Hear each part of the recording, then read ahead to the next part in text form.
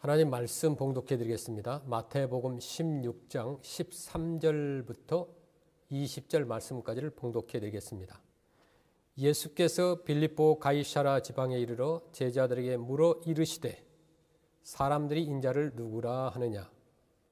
이르되 더러는 세례 요한, 더러는 엘리야, 어떤 이는 예레미야나 선지자 중에 하나라 하나이다.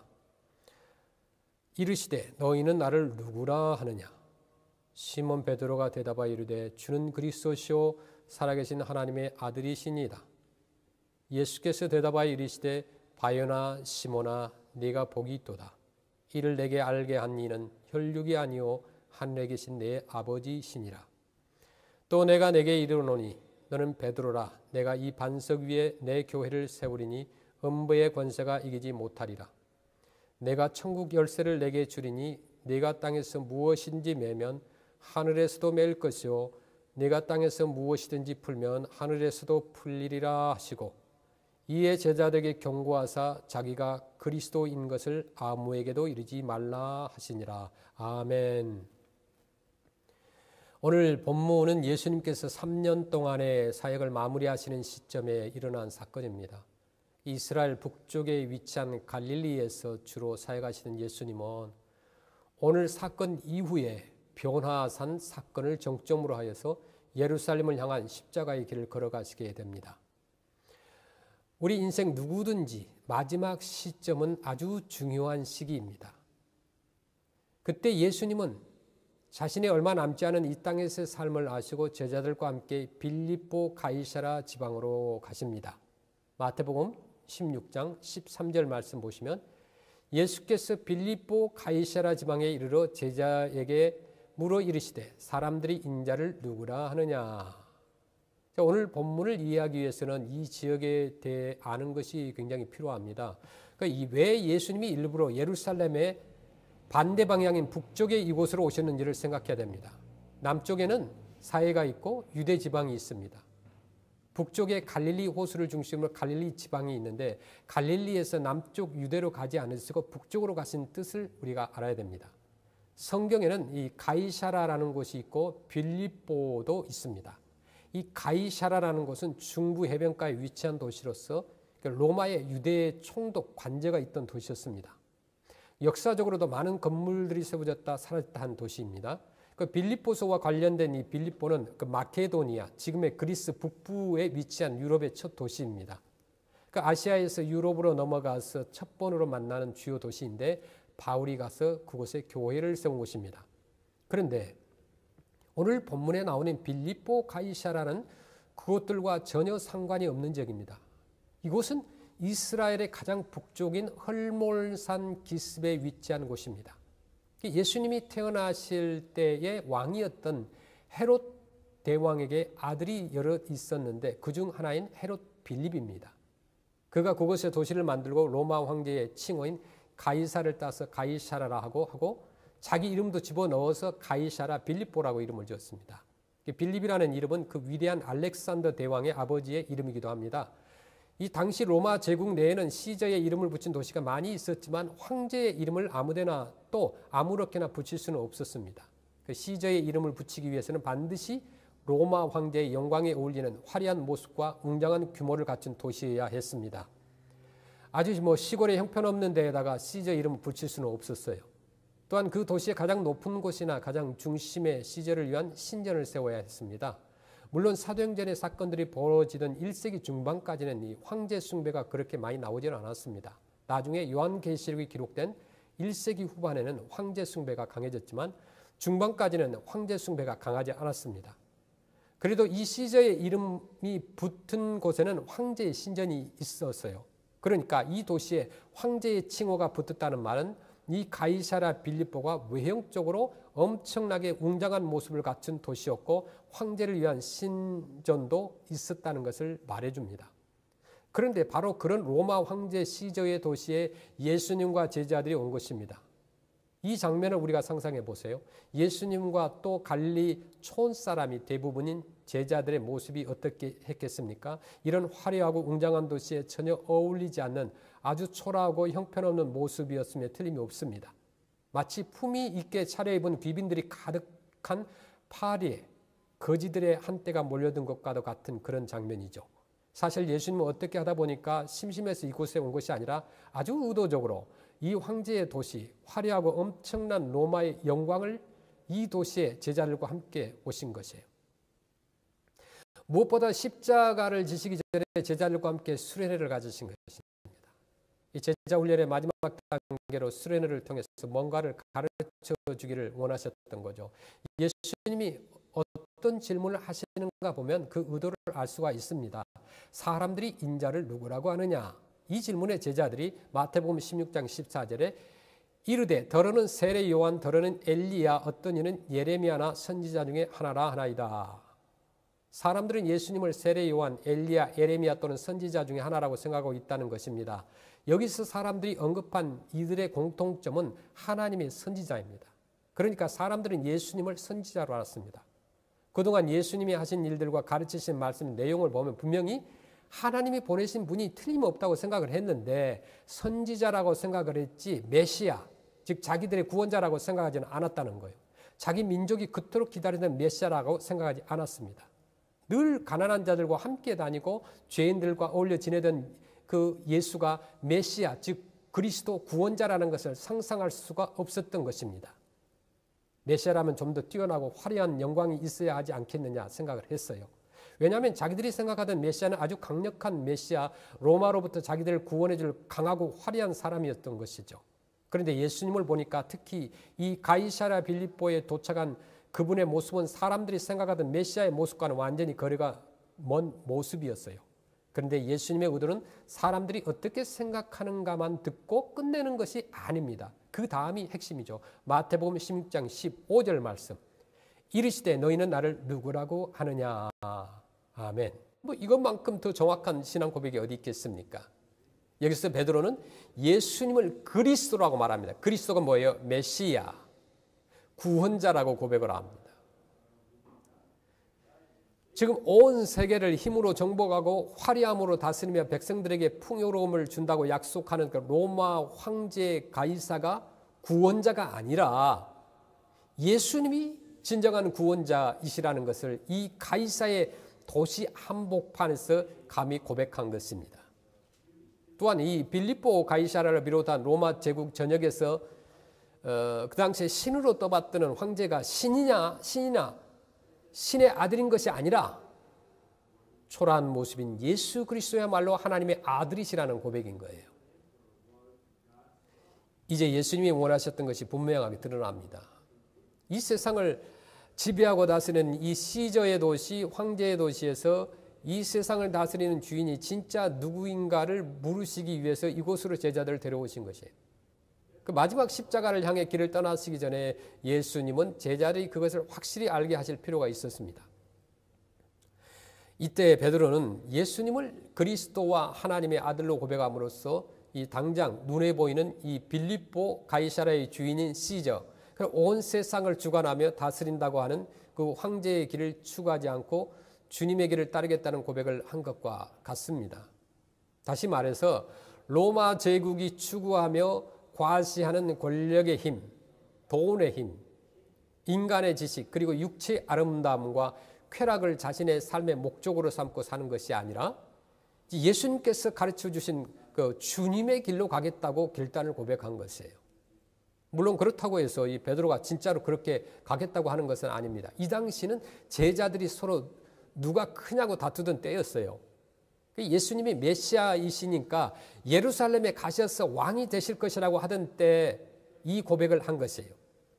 황제의 길이 아니라 주님의 길을 따르겠다고 하지만은 그것은 예수님이 황제보다 더 세다고 생각되었기 때문에 그렇습니다. 그러니까 아직 황제의 길을 완전히 포기한 것은 아닙니다. 그러나 결국 나중에는 주님의 길로 갔습니다. 저와 여러분, 우리는 지금 무엇을 추구하며 살고 있는가? 우리가 추구하는 삶은 정말로 주님의 길입니까? 아니면 황제의 길입니까?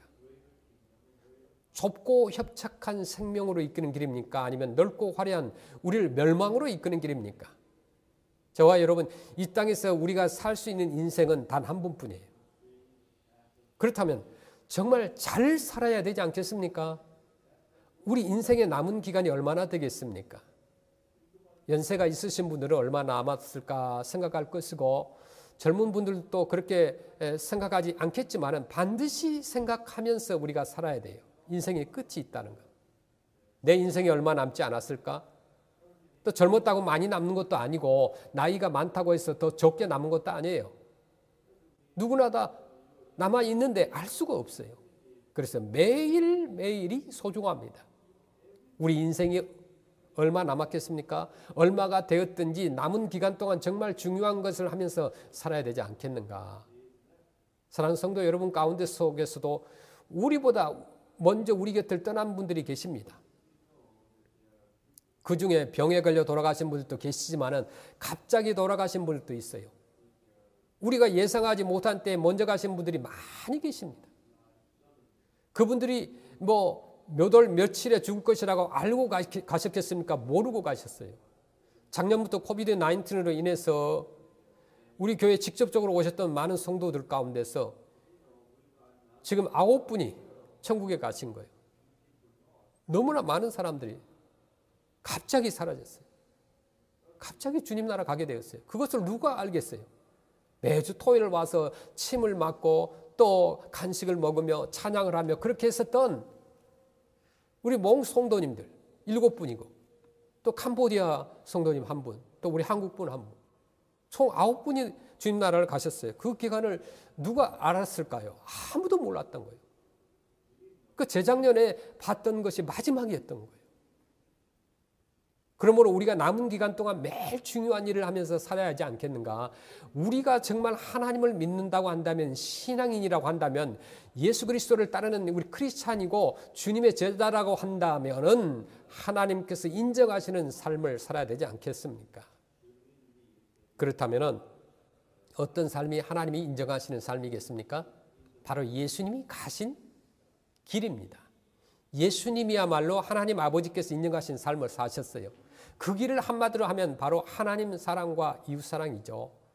하나님을 사랑하셔서 하나님의 명령에 죽기까지 순종하셨고 또 우리를 사랑하셔서 죽음과 부활을 통해서 우리를 구원해 주셨습니다. 고난의 길이고 십자가의 길이었지만 진정으로 하나님을 사랑하고 사람들을 사랑한 길이었습니다. 주님께서 우리를 사랑하지 않으셨다면 죽으실 필요가 없으셨습니다.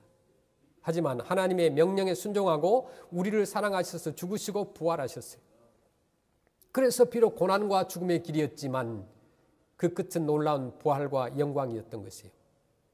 이것은 자기만 잘 먹고 잘 사는 길이 아닙니다. 자기만 잘 먹고 잘 살겠다는 것은 시저의 길이고 황제의 길입니다. 그리고 그것은 결국 멸망으로 가는 길이에요. 잠시 이 세상에서 쾌락과 즐거움과 기쁨을 누릴 수는 있지만 결국은 멸망의 길입니다. 그런데 황제의 길은 옛날에만 있었던 것은 아닙니다. 지금도 얼마나 많습니까? 우리는 어떤 사회적인 성공을 원해요. 많은 사람이 그렇죠. 학생들 같으면 좋은 학교에 가고 또 경제적으로 부자가 되거나 능력을 갖는 것, 또 높은 연봉을 받는 그런 회사에 들어가는 것, 학문적인 지식을 많이 갖추는 것, 또 육체의 아름다움을 위해서 얼마나 노력합니까? 얼짱이다, 몸짱이다 그러면서 이런 것들이 요즘 사람들이 추구하는 것들이에요. 사도 바울은 1세기부터 벌써 그것을 다 알고 육체의 연습, 즉 운동은 약간의 유익이 있다라고 했어요. 운동은 약간의 유익이 있습니다. 그때도 사람들이 운동을 많이 했던 것 같아요. 그 운동에는 약간의 유익이 있다고 했습니다. 그런데 경건의 연습, 경건의 훈련은 지금과 내세의 약속, 영향이 있다. 이렇게 말씀을 했습니다. 요즘 건강을 생각해서 열심히 운동하시는 분들이 많습니다. 당연히 해야 돼요. 그러나 그것에 못지않게 영적인 건강도 너무나 중요하다는 것을 알아야 돼요. 디모데전서 4장 8절 말씀 보시겠습니다. 육체의 연단은 약간의 유익이 있으나 경건은 범사에 유익하니 금생과 내생의 약속이 있느니라. 아멘. 그런데 많은 사람들은 이 땅에서 끝날 것에 집중하며 살고 있습니다. 방금 말한 이런 것들은 여기서 가져올 수 있는 게 하나도 없어요. 이 땅에서 다 끝나는 것들입니다. 그런데 그런 것들만 추구하며 살고 있어요. 그런 것들의 끝이 무엇이겠습니까? 만족이겠습니까? 아닙니다. 허무라고 그랬어요. 그것도 아주 지독한 허무입니다. 우리가 세상에서 남들이 다 인정해주고 뭐 칭찬해주는 무슨 업적을 이루었다고 행복해지는 것 잠시뿐이에요. 박수 받는 것 순간이라는 거예요. 반대로 오히려 불행해질 수 있습니다. 배가 부르다고 우리가 행복해지는 거 아니잖아요. 잠시는 그럴지 몰라도 만족이 있을 수 있어요. 그러나 영원하지 않아요. 그래서 황제의 길을 추구하는 삶이라고 하는 것은 결코 행복해질 수가 없습니다. 허무해질 수밖에 없습니다. 지금도 그런 사람들이 얼마나 많은지 몰라요. 오늘날 사람들이 쓰는 단어 가운데 뭐 갑질이라고 있죠. 높은 위치에 있는 사람들이 자신의 권력이나 힘이나 돈을 이용해서 밑에 있는 사람들을 종처럼 부리듯이 막대하고 뭐 욕하고 무시하는 것을 말할 때 갑질이라고 그러죠. 사람이 자기가 가진 것으로 만족이 된다면 그런 행동을 해도 한 번만 하고 끝내야 하지 않겠습니까? 그런데 그 갑질을 계속해서 합니다. 돈이 많은 사람들을 보십시오. 돈이 많으니까 더 안 벌어도 될 것 같은데 욕심이 끝이 없죠. 어떤 목표가 있어요. 그 목표에 도달하면 또 다른 목표가 생겨요. 돈이 많을수록 더 벌려고 합니다. 무슨 말입니까? 아무리 많이 벌어도 만족이 안 된다는 거예요. 우리 마음속에 뭔가 뻥 뚫린 공간이 세상에 억만금을 다 집어넣어도 그것이 너무나 커서 채워지기가 않아요. 우리의 험한 공간을 채워질 건 물질이 아니에요. 황제의 길로는 채워지지 않습니다. 우리 인간이 그렇게 만들어졌어요. 우리는 큰 존재입니다. 우리가 이 세상보다 훨씬 더 큰 존재예요. 그래서 하나님이 그렇게 사랑하셔서 하나님의 아들을 죽음에서 내어주기까지 우리를 구원하신 뜻이 거기에 있다는 거죠. 우리가 얼마나 고귀한 존재인지 모르죠. 그래서 서로를 바라볼 때 우리가 저 사람 별 볼 일 없는 사람이다라고 보면 안 됩니다. 그것은 세상의 시각이에요. 저 사람 별 볼 일 없어. 절대로 그렇게 봐서는 안 돼요. 서로 고귀한 존재라고 봐줘야 된다는 거예요. 하나님의 시각으로 바라봤을 때요, 미운 사람 없어요. 보니까 다 아름다워요. 질투할 사람 없어요. 그럼 어떻게 할 때 행복할 수 있는가? 주님의 길을 추구하는 것입니다. 좁은 문으로 들어가는 거예요. 하지만 이 세상은 온통 황제의 길로 가라고, 넓은 문으로 들어가라고 부추깁니다. 그 길로 가면 행복이 보장된 것처럼 엄청나게 광고를 합니다. 과대 광고를 합니다. 그러나 그와는 반대인 거예요. 성경 말씀이 계속 우리에게 말씀해 주는 것은 이 세상과는 반대라는 거예요. 자, 여러분 지금 행복하십니까? 만족하십니까? 감사하십니까? 여러분은 교회 다니고 뭐 예수님 믿으면서 신앙생활 하는 것이 정말 행복한가? 혹시라도 교회에 예배 드리는 것이 짐이 되고 있는 것은 아닌가?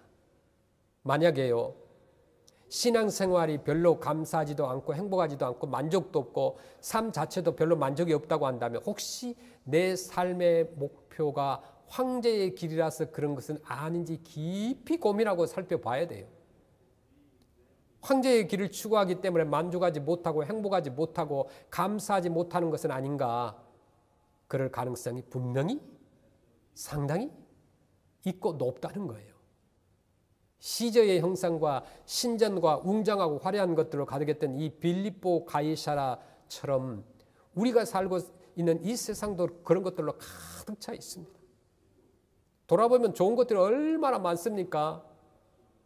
그런 환경 속에서 살고 있는 우리에게 주님께서는 질문하셔요. 똑같이 제자들에게 했던 것처럼 너는 나를 누구라고 생각하느냐? 여러분 정말로 예수님은 그리스도시며 살아계신 하나님의 아들이라고 고백하십니까? 세상이 추구하는 이 황제의 길 진짜가 아니라 예수님의 길이 진짜라고 받아들이십니까? 그 길로 가겠다고 결단하십니까? 이 결단을 하는 것이 예배라는 거예요. 이 코비드-19 때문에 온라인으로 예배를 드리고 나서 많은 사람들이 어떤 현장 예배에 대해서 무감각해지고 간절함이 없어졌다고 그래요. 정말 예배는 누가 보든 안 보든 장소가 어디든 환경을 초월하여서 간절히 드리는 것이 예배입니다. 우리가 예배에 참여하여 그냥 뭐 찬양 듣고 뭐 찬양도 같이 따라하고 기도도 하고 눈 감았다 떴다 뭐 몇 번 앉았다 일어섰다 뭐 설교 몇십 분 끙끙 졸면서 참아주면서 이렇게 하면서 주의를 지켰다고 하면서 가는 것이 그런 것이 예배가 아니라는 거죠. 결단이 있는 것이 예배다. 예배가 끝나고 내가 황제의 길이 아니라 예수님의 길을 가겠습니다 라고 결단하며 비전을 품는 그것이 진정한 예배라는 거죠. 여러분, 내가 나됨이라고 한다는 것은 어디서 올까요? 인간이 무엇이냐 하는 문제를 우리는 인생관이라고 하며 세계가 무엇이냐라는 것은 세계관이라고 하죠. 그러나 사실 알고 보면 세계관이 곧 인생관이요, 인생관이 곧 자기관입니다. 내가 무엇이냐는 곧 세계가 무엇이냐를 말하는 거죠. 사람은 이웃을 보는 것도 자기만큼 봅니다. 내가 보는 것만큼 생각하고 말하고 판단합니다. 그러므로 남을 학대하는 사람은 자신을 학대하는 사람이에요.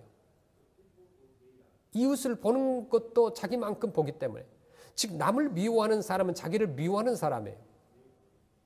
자기를 믿지 못하는 사람 역시 이웃도 믿지 못하는 것입니다. 이웃 사랑하기를 내 몸과 같이 하라고 했지만 사실 자기 몸 이상으로 사랑할 수가 없어요. 그래서 나의 나된다고 한다는 것은 이 세계와 관계가 있고 이 세계를 어떻게 보느냐 하는 것이 나됨에 결정하기도 한다는 것을 알아야 됩니다. 나에 대한 고백, 그것이 바로 나됨을 결정합니다. 그런데 나의 나됨은 내 주인에 의해서 정해진다는 거예요. 내가 누구냐 하는 대답은 내가 누구를 주로 섬기느냐에 있습니다. 내 주인은 내 자신의 자신됨을 결정해주고 내 생의 목적이나 가치를 결정해줍니다. 아무리 재주가 많고 지식이 있고 능력이 있는 사람이라 할지라도 그가 사는 목적이 저속하면 아주 너절한 사람이 되고 속물이 되고 맙니다.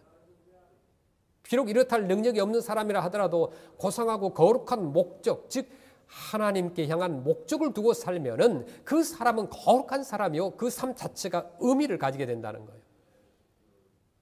삶의 궁극적 의미가 오늘 내 생의 현실적 의미를 결정하는 거예요. 그러므로 내가 누구냐 하는 문제는 시급한 문제요, 실제적인 질문이고 긴급한 거예요. 매 시간마다 우리는 날마다 새롭게 나의 나됨을 우리가 확증해야 합니다. 본문에서 예수님은 제자들에게 다른 사람들이 나를 누구라고 하느냐, 그리고 너희들은 나를 누구라고 하느냐 물으십니다. 이 질문을 언뜻 보면 예수님께서는 예수님 되심을 묻고 계신 것 같지만 그게 아닙니다. 좀 더 깊이 이해하고 보면 아주 중요한 의미가 있어요. 예수님께서는 제자들에게 내가 누구냐, 너희들은 누구냐라고 묻지 않으십니다. 너희는 나를 누구라고 고백하고 있느냐라고 묻고 계시는 거예요. 그리스도를 누구라고 고백하느냐 하는 그 고백 속에 나의 존재가 있고 나의 나됨이 있기 때문이라는 거예요. 하늘에서나 땅에서나 나 하나밖에 없다고 생각하는 사람들이 있어요. 사회생활을 하면서 나밖에 없다라고 생각해요. 너무 이기적이죠.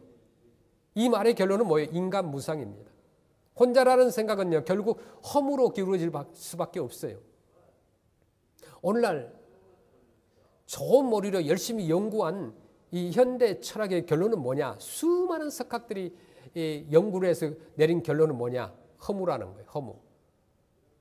사람 자신만을 가지고는 아무리 생각해 보아도 무가치한 것이고 아무 희망도 쓸모없는 존재라는 거예요. 그러면 사람이 사람됨을 아는 길은 어디에 있느냐? 그것은 하나님을 아는 데 있다는 겁니다. 하나님을 하나님으로 알 때에 내가 하나님의 피조물이 됩니다.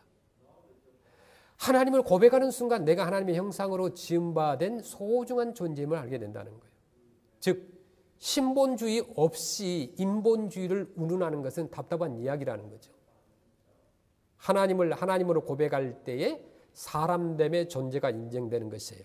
하나님을 아버지로 그리고 나의 창조주로 고백한 후에야 비로소 인간이 인간다운 사람이 되어진다는 거예요. 이 고백이 실제적인 것이 구체적인 것입니다. 우리는 예수님을 구주로 고백하며 십자가를 바라봅니다. 예수님께서 우리를 위해 십자가에 돌아가셨다는 이 엄청난 사건은 지나간 아주 오래된 이야기가 아닙니다. 이 사건을 통해서 내가 얼마나 죄인이라는 것을 아는 거예요. 죄인된 나의 모습을 보면서 동시에 내가 얼마나 귀중한 존재인가도 깨닫게 됩니다. 주님께서 십자가의 대가를 지불하시면서까지 구원한 나이기 때문에 그런 거예요. 나의 나됨의 가치가, 즉 무궁무진한 깊은 가치가 십자가 속에 숨어 있다는 겁니다. 놀랍도록 은혜스러운 거죠. 이 역사적인 사건인 이 진리는 그대로가 사실이지만 이것에 대한 우리들의 고백이 나의 나됨을 결정해 주는 겁니다. 믿음으로 말미암아 가치를 형성하고 이 가치를 창조해 주는 것이 믿는 만큼 내게 있어서 사실이 되어지기 때문에 그렇습니다. 예수님께서도 그렇게 말씀하시죠. 믿음대로 되리라. 믿음의 그릇만큼 우리는 그 능력을 힘입을 수 있다는 거죠. 그리고 아무리 그를 구원하려고 해도 믿음으로 응답하지 않으면 구원의 역사는 이루어지지 않습니다. 이와 같이 말씀이 육신이 되어서 우리 가운데 거하시고 놀라운 능력과 사랑과 생명으로 계시하셨습니다. 우리는 이제 믿어야 하고 예수님을 받아들여야 되는 거죠. 요한복음 1장 12절 말씀 보시면 영접하는 자 곧 그 이름을 믿는 자들에게는 하나님의 자녀가 되는 권세를 주셨으니 아멘. 하나님의 자녀됨은 예수님을 구주로 영접하는 관계에서 이루어진다는 것입니다. 예수를 구주로 고백하는 그 고백이 바로 내가 하나님의 자녀됨을 결정하는 중요한 의미가 들어있다는 것입니다. 그런데 가만히 보면 어떤 사람은 예수님을 잘 믿기 위해서 정말 애를 쓰는 사람이 있어요. 그런 사람은 주님을 믿는 일이 고생스럽습니다. 그래서 기도하는 것도 고생이 되고 성경 읽는 것도 고민이 되고 교회 다니는 것도 힘들고 뭐 특별히 헌금 내는 것도 여러 가지 갈등이 생기고 고생입니다. 그래서 그런 사람들은 안 믿고 편히 살자니 불안하고 믿자니 사서 고생하는 것 같아서 이러지도 저러지도 못하고 사는 신세가 되는 수많은 사람들이 있다는 거예요. 너무 불쌍하죠. 믿음은 그렇게 하는 것이 아니에요. 믿음이라고 하는 것은 억지로 믿는 것이 아니라 자연스럽게 믿는 거예요. 하나님께 맡기고 살라는 말이에요. 그게 믿음이에요. 믿음도 하나님께 맡기고 사는 것도 하나님께 맡기는 것입니다. 예수님께서는 이 3년 동안 병자들을 고치시고 이적을 행하셨습니다. 그리고 말씀으로 많이 가르치셨어요. 이제 마지막 순간에 너는 나를 누구라고 하느냐? 그때 베드로는 주는 그리스도시요 살아계신 하나님의 아들이십니다. 라고 예수님께서 만족해 하시는 대답을 합니다. 이것은 내 혈육이 내게 알게 한 것이 아니라 하나님이 내게 알게 한 것이라. 즉 고백 자체가 하나님의 선물임을 말씀하신 거예요. 그리고 이어서 너는 베드로라, 다시 말하면 너는 반석이라고 말씀하셨어요. 주님께서 말씀하십니다. 이것은 내 혈육이 내게 알게 한 것이 아니라 하나님이 내게 알게 한 것이다. 우리가 하나님을 고백하는 것은 구체적으로 분명해야 합니다. 내가 병들든 가난하든 뭐 어떻게 살든 죽든 뭐 예수 그리스도에 대한 우리의 고백은 베드로와 같아야 된다는 거예요. 주는 그리스도시요 살아계신 하나님의 아들입니다. 요한복음 1장 14절 말씀 보시겠습니다. 말씀이 육신이 되어 우리 가운데 거하심에 우리가 그의 영광을 보니 아버지의 독생자의 영광이요 은혜와 진리가 충만하더라. 아멘. 요한은 예수님을 독생자로 고백하고 있습니다. 또한 그 당시 헬라 문화권에서는 예수님을 이 로고스 말씀으로 고백하면서 로마 사람을 비롯한 이방 사람들은 주라고 고백을 합니다. 그리고 히브리 사람들은 메시아 혹은 하나님의 아들이라고 고백을 합니다. 이렇게 서로 다른 말들을 써야 하는 그 문학적 신학적인 충분한 이유가 있습니다. 단어는 서로 조금씩 달라도 종합하면 의미는 같아요. 형식은 달라도 내용은 내게 오신 하나님, 나를 구원하신 하나님, 나를 구체적으로 사랑하신 하나님을 고백하는 데 변함이 없다는 것입니다. 이 고백은 바로 성령이 도우셨습니다. 그래서 이 고백 위에 교회가 세워진 거예요. 반석 위에 교회를 세우리라 주님께서 말씀하셨잖아요. 그 나아가서 천국의 열쇠까지 주셨는데 이 고백이 하나님의 나라에 들어갈 수 있는 유일한 길이라는 거예요. 티켓이요 보증서 있어요. 음부의 권세가 이기지 못하고 그 고백 앞에 천국 문이 열리는 것입니다. 이 고백을 하는 순간 벌써 그의 생명은 천국에 들어가 있는 거예요. 과거, 현재, 미래를 막론하고 종말론적으로 최후의 승리를 보장받고 있습니다. 이 엄청난 약속이 이 신앙 고백과 함께하고 있습니다. 여기에 베드로됨이 있습니다. 자, 여러분, 하나님에 대한 나의 바른 고백이 있고서야 나의 나됨이 있다는 것을 기억해야 됩니다. 물론 고백하게 하시는 이는 하나님이시요 고백을 끝까지 지켜주신 이도 하나님이십니다. 몇 번이나 베드로는 휘청거리면서 이 고백을 따라 살지 못했었어요. 그러나 휘청거릴 때마다 주님께서 이 고백을 지켜주셨고 새롭게 하여 주셨으므로 고백과 함께 순교하였으며 그 고백으로 오늘 교회가 지금까지 이어져 가고 있다는 것입니다. 우리는 너무나 잘 알고 있습니다. 베드로가 믿음이 좋아서 그렇게 주님을 위해 살고 죽었다고는 생각하지 않습니다. 그가 그렇게 살고 죽은 것은 오로지 하나님의 은혜요, 성령의 감동이요, 주님의 사랑 때문인 것입니다. 그런데 그 사랑과 은혜와 감동이 베드로의 것만은 아니라는데 우리들에게 큰 위로와 은혜가 된다는 거예요. 베드로를 지켜주신 그 사랑과 은혜와 감동이 오늘 우리들도 지켜주시고 인도해 주시고 바르게 살도록 감동시켜 주십니다. 그래서 지금 우리들이 하나님의 말씀을 듣고 있는 것입니다. 이 고백은 하나님이 지켜주십니다. 너무 잘못 믿는다고 자책하지 마시길 바랍니다. 하나님께 너무 인색한 사람이라고 자신을 비하하지도 마시길 바랍니다. 베드로도 처음부터 순교자가 될 수 있는 기질을 타고난 사람이 아니었어요. 3년씩이나 주님을 따라다니면서 온갖 이적과 기적을 보고 신비의 떡을 먹은 사람입니다. 그래도 그는 주님을 부인했었어요. 비록 그의 주님 부인이 진심은 아닐지라도 부끄러운 일이죠. 그래서 주님은 그를 사랑하시고 감동하시고 인도하셨던 겁니다.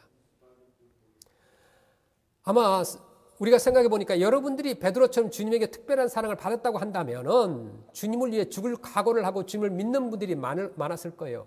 아니 모두 베드로 못지않은 주님의 제자가 될 수 있었을 것입니다.